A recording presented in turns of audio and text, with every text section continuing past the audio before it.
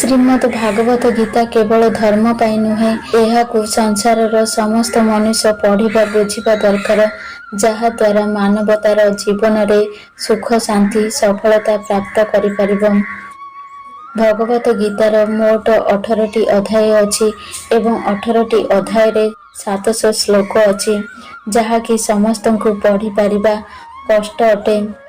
ଆଜିର ଏହି ଭିଡ଼ିଓ ମାଧ୍ୟମରେ ଭଗବତ ଗୀତାର 11ଟି ବିଚାର ବିଷୟରେ ଆଲୋଚନା କରିବା। ଏହାକୁ ଶୁଣିବା ଦ୍ୱାରା ଭଗବତ ଗୀତାର ପ୍ରକୃତ ଅର୍ଥ ବୁଝିପାରିବା। ସେଥିପାଇଁ ଆପଣ ଏହି ବିଚାରକୁ ସକାଳୁ ପ୍ରତ୍ୟେକ ଦିନ ଶୁଣନ୍ତୁ। ଶ୍ରୀକୃଷ୍ଣ କହିଛନ୍ତି, ମନୁଷ୍ୟକୁ ପରିଣାମର ଚିନ୍ତା ନ କରି ଲୋଭ ନିଃସ୍ୱାର୍ଥ ନିରପେକ୍ଷ ହୋଇ କର୍ମ କରିବା ଉଚିତ। ଯେଉଁ ପ୍ରକାଶ ଜ୍ୟୋତି ଅନ୍ଧାରରେ ଚମକୁଥାଏ, ସେହିପରି ସତ୍ୟ ବି ଚମକୁଥାଏ। ସେଥିପାଇଁ ମନୁଷ୍ୟ ସର୍ବଦା ସତ୍ୟର ମାର୍ଗରେ ଚାଲିବା ଉଚିତ। ଯେଉଁ ମନୁଷ୍ୟ ଭିତରେ ଜ୍ଞାନ କମ୍ ଥାଏ ଏବଂ ଈଶ୍ୱର ପ୍ରତି ଶ୍ରଦ୍ଧା ନଥାଏ, ସେହି ମନୁଷ୍ୟ କେବେ ବି ଆନନ୍ଦ ଏବଂ ସଫଳତା ପ୍ରାପ୍ତ କରିପାରେ ନାହିଁ। ଯେପରି ମନୁଷ୍ୟ ପୁରୁଣା ବସ୍ତ୍ରକୁ ତ୍ୟାଗ କରି ନୂଆ ବସ୍ତ୍ର ଧାରଣ କରିଥାଏ, ସେହିପରି ଆତ୍ମା ପୁରୁଣା ବ୍ୟର୍ଥ ଶରୀରକୁ ତ୍ୟାଗ କରି ନୂଆ ଭୌତିକ ଶରୀରରେ ପ୍ରବେଶ କରିଥାଏ। କିଏ କ'ଣ କରୁଛି, କେମିତି କରୁଛି ଓ କାହିଁକି କରୁଛି, ଏସବୁ ବିଷୟରୁ ଆପଣ ଯେତେ ଦୂରରେ ରହିବେ, ଆପଣ ସେତେ ଖୁସିରେ ରହିପାରିବେ। କୌଣସି ବୁଦ୍ଧିମତା ବ୍ୟକ୍ତି ସମ୍ପର୍କ ରଖିବା ବନ୍ଦ କରିଦିଏ, ତେବେ ବୁଝିଯାଆନ୍ତୁ ତାର ଆତ୍ମସମ୍ମାନ ଉପରେ କୌଣସି ଚୋଟ ଲାଗିଛି।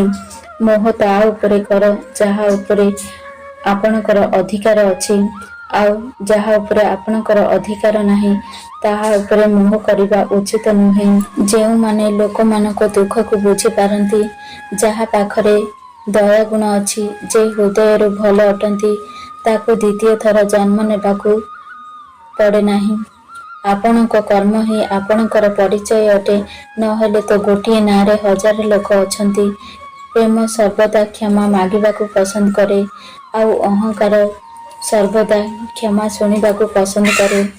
ବିଷୟଗୁଡ଼ିକୁ ଭାବିବା ଦ୍ୱାରା ସେଥିରୁ ମନୁଷ୍ୟକୁ ଶକ୍ତି ମିଳିଥାଏ।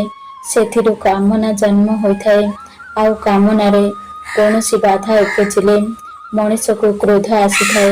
ସବୁବେଳେ ସନ୍ଦେହ କରୁଥିବା ଲୋକଙ୍କ ପାଇଁ ପ୍ରସନ୍ନତା କେଉଁଠାରେ ନଥାଏ।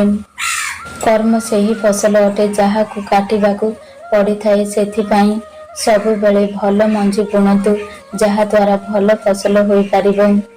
ଯାହା ହେବାର ଥାଏ ତାହା ନିଶ୍ଚିତ ହୋଇଥାଏ, ଆଉ ଯାହା ହେବାର ନଥାଏ ତାହା କେବେ ବି ହୁଏ ନାହିଁ। ଏ କଥା ଯେଉଁ ମନୁଷ୍ୟ ବୁଝିପାରିଛି, ତାକୁ କେବେ ବି ଚିନ୍ତା ହୋଇନଥାଏ। ଭଲ କର୍ମ କଲା ପରେ ମଧ୍ୟ ଲୋକମାନେ କେବଳ ଆପଣଙ୍କର ଖରାପ କର୍ମକୁ ମନେ ରଖିଥାନ୍ତି। ସେଥିପାଇଁ ଲୋକମାନେ କ'ଣ କହୁଛନ୍ତି, ଏହା ଉପରେ ଧ୍ୟାନ ଦିଅନ୍ତୁ ନାହିଁ। କର୍ମ କରିଚାଲ। ଯେତେ ପାରିବେ ଚୁପ୍ ରହିବା ହିଁ ଭଲ ଅଟେ, କାହିଁକି ନା ସବୁଠାରୁ ବେଶୀ ଭୁଲ ଜୀବ ତା ଜିଭ ଦ୍ୱାରା କରିଥାଏ। ଗୀତାରେ ଭଗବାନ ଶ୍ରୀକୃଷ୍ଣ କହିଛନ୍ତି, ହେ ଅର୍ଜୁନ, ଯିଏ ସବୁବେଳେ ମୋର ସ୍ମରଣ କରନ୍ତି ବା ଏକ ମନରେ ପୂଜନ କରନ୍ତି, ମୁଁ ବ୍ୟକ୍ତିଗତରେ ତାଙ୍କର କଲ୍ୟାଣ ଉତ୍ତରଦାୟିତ୍ୱ ନେଇଥାଏ। ହେ ପାର୍ଥ, ଯେଉଁମାନେ ଭକ୍ତିରେ ଶ୍ରଦ୍ଧା କରିନଥାନ୍ତି, ସେମାନେ ମୋକ୍ଷ ପ୍ରାପ୍ତି ହୋଇପାରନ୍ତି ନାହିଁ। ଅର୍ଥାତ୍ ସେମାନେ ଭୌତିକ ଜଗତର ଜନ୍ମ ମୃତ୍ୟୁର ମାର୍ଗରେ ପୁଣି ଆସିଥାନ୍ତି। ବଦଳି ଯାଅ ସମୟ ସହିତ, କିମ୍ବା ସମୟ ବଦଳିବା ଶିଖିଯାଆନ୍ତୁ। ପରିସ୍ଥିତିକୁ ଦୋଷ ଦିଅ ନାହିଁ। ପରିସ୍ଥିତି ଯାହା ବି ହେଉ, ଚାଲିବା ଶିଖ। କୌଣସି କାମର ଚିନ୍ତା କରିବା ଠିକ୍ ଅଟେ, କିନ୍ତୁ ଚିନ୍ତା ଏତେ ବି କର ନାହିଁ, ସେ କାମ ହିଁ ବିଗିଡ଼ିଯିବ। ସତ୍ ମାର୍ଗରେ କରୁଥିବା କର୍ମ କେବେ ବି ବୃଥା ଯାଏ ନାହିଁ। ତାର ଫଳ ତୁମକୁ ନିଶ୍ଚୟ ପ୍ରାପ୍ତ ହେବ। ଶ୍ରୀକୃଷ୍ଣ କହିଛନ୍ତି, ମୁଁ କାହାର ଭାଗ୍ୟ ତିଆରି କରେ ନାହିଁ, ସମସ୍ତେ ନିଜେ ନିଜର ଭାଗ୍ୟ ତିଆରି କରିଥାନ୍ତି।